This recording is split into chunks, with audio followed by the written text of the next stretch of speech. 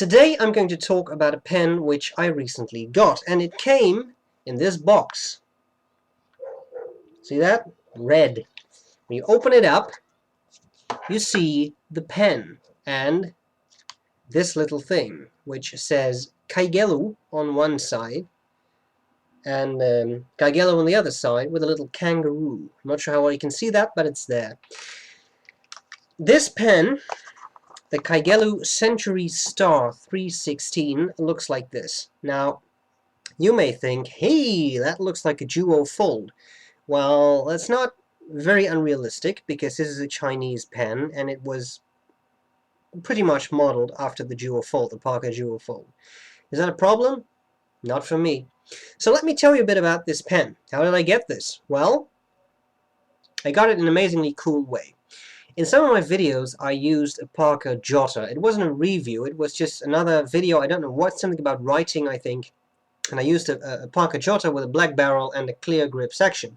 And then I got a message through the Fountain Pen Network system from KrazyIvan. I think a lot of you know him. And he asked me, where did you get that pen? Where can I get it? So I said, well, you know, my local office supply store, they had a lot of them and they were on sale, so I got one. If you want, I can check for you, because he had some trouble locating that pen. So I said, well, he said, yeah, sure. And I did that, and the week before, there had been like 50 of those jotters in that shop. And when I got there the week after, there was 0. So some maniac must have bought 50 jotters or something, I'm not sure.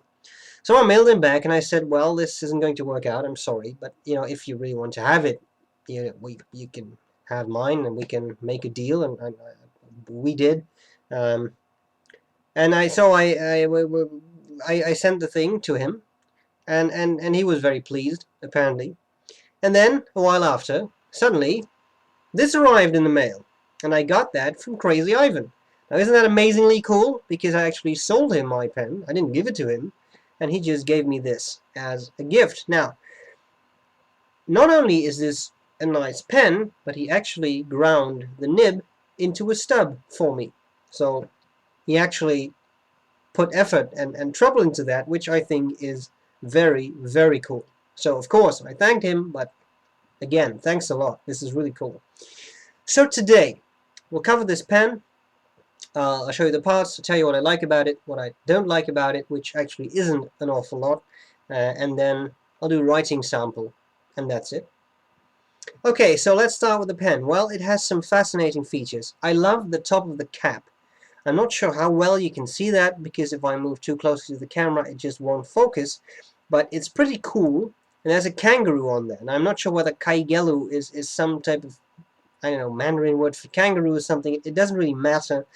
In any case, it looks cool. It's just nice. It's nicely detailed, sort of stylized kangaroo with some nice, a circle of nice stuff around it. It looks pretty cool. Okay, now we have, of course, the overall shape, which is the dual fold shape, so a slightly tapered cap. And it's pretty consistent. And then it tapers near the very end once again. Now this is a pretty heavy pen. It weighs about 50 grams, which is significant. So if you like heavy pens, then I think this is pretty cool for you. Obviously, it's not exactly the price of a dual fold, so you know, if that's sort of keeping you back, then you may check this out. The clip, I like this, nice and gold, very tight, but not so tight that you can't use it. You get a nice gold ring around the clip, so on top there, and then you get these 2 gold rings right there, and these are actually rings. They are not painted on as with some cheaper pens. No, these are really rings, and they are so nice I can actually, right now I can see myself in them, so they're really nice and reflective. You get another gold ring near the end of the barrel, and the whole pen, the barrel and the cap, are made of this nice sort of marble material. I like the lighting right now because I can see my sort of video program here that you can actually see this. So it has really nice marbling going on there, and I really like that. I think it looks very cool, very nice. Okay, so it has a screw cap, and then you reveal a nib that is, does it actually say, oh yes, it actually says medium. Nice, I thought it was a fine, but it's you know it's a medium. It is pretty fine. It is an Asian nib, so I said that before that usually Asian nibs are like one size below the actual nib, so that was a vague explanation. Okay, so if you have a Western pen, it's usually broader. So an Asian medium, generally speaking, is a Western fine. Okay, so that's what we got. It's very nice. It has, again, that kangaroo on there in gold. It has a gold thing around it, so it's a duotone nib. It says Kaigelu, it says M, and of course there's the grind of Ivan, which has made it a little bit stubbier than it used to be, I assume. I haven't seen other Kaigelu nibs.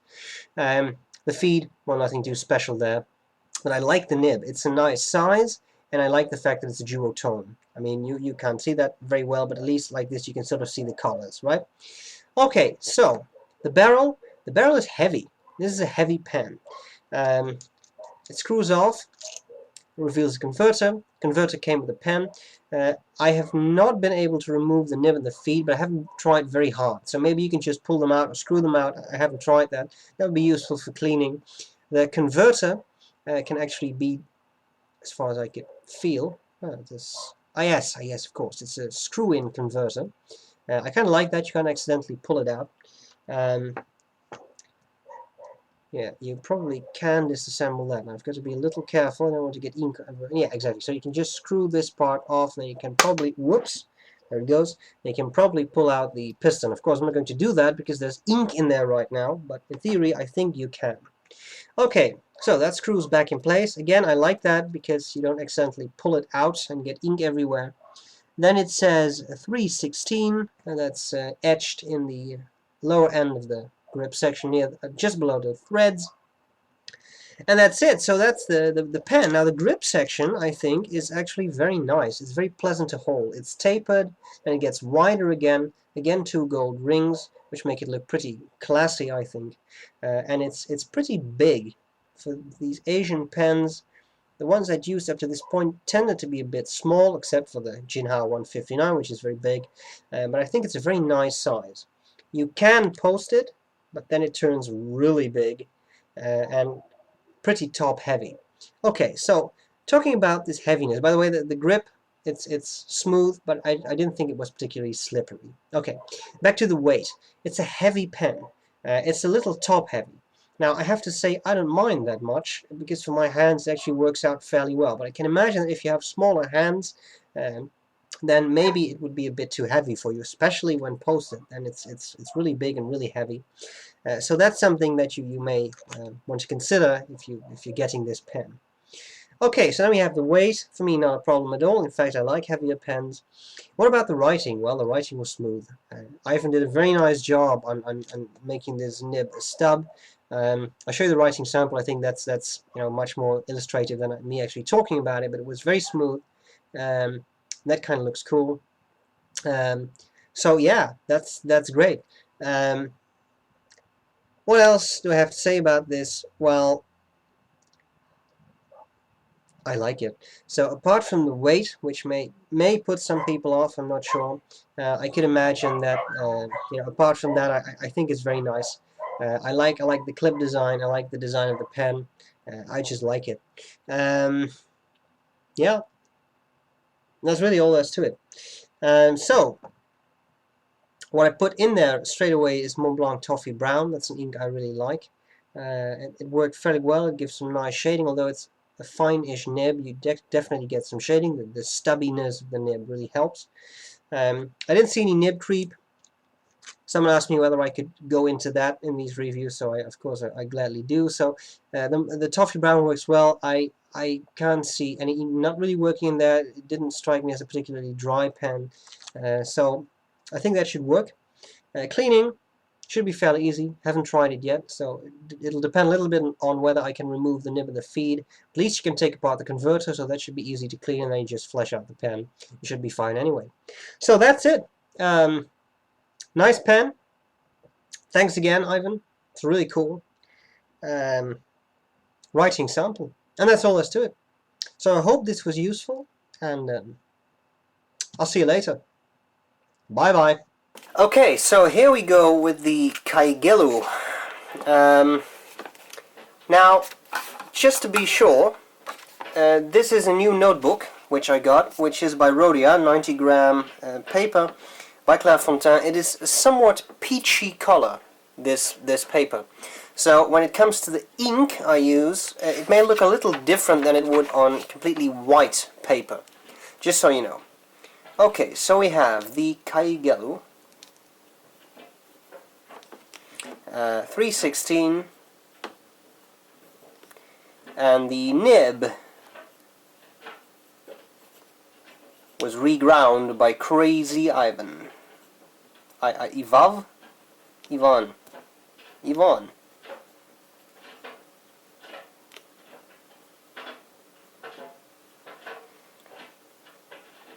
No wait, this is an E.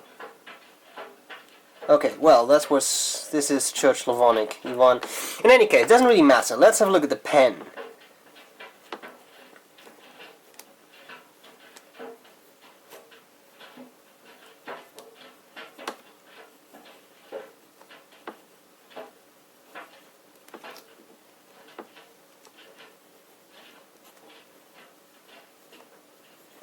The ink is Mont Blanc Toffee Brown.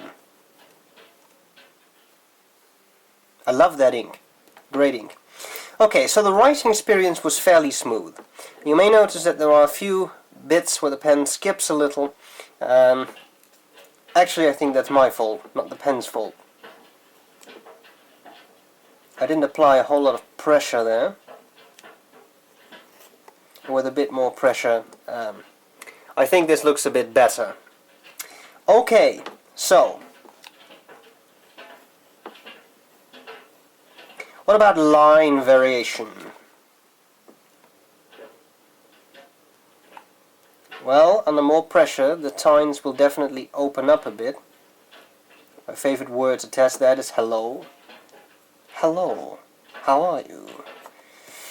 Because you get these loops, and the loops are pretty nice for the line variation. Now you see that this pen actually gives you quite some line variation. It's quite some variation between the wider and the finer lines, which I like a lot, and also that brings out the shading of the ink pretty well, I think. Let's do some fast writing.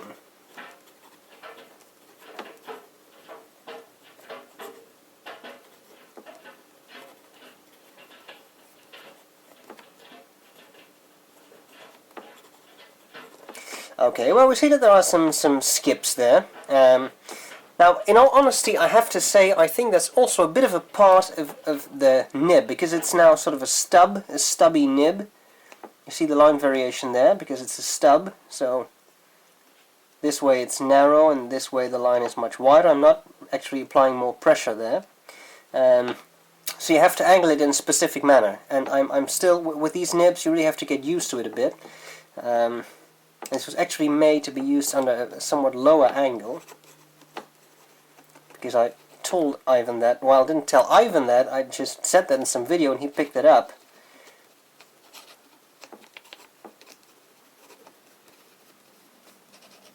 And indeed, if I use a lower angle, then the pen doesn't seem to skip. So that's very good. Let's do some coloring.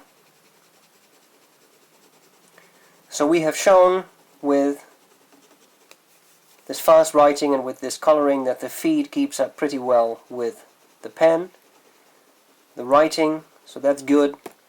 In other words, here we have a nice pen. Something I cannot show you, but I can tell you that is that the weight of the pen I think is very nice. Yes, it's a bit top heavy, but I kind of like a heavier pen, so for me that's just great. So as far as I'm concerned, what we have here is a very nice pen, and you know, I think Ivan did an excellent job on grinding this nib. So,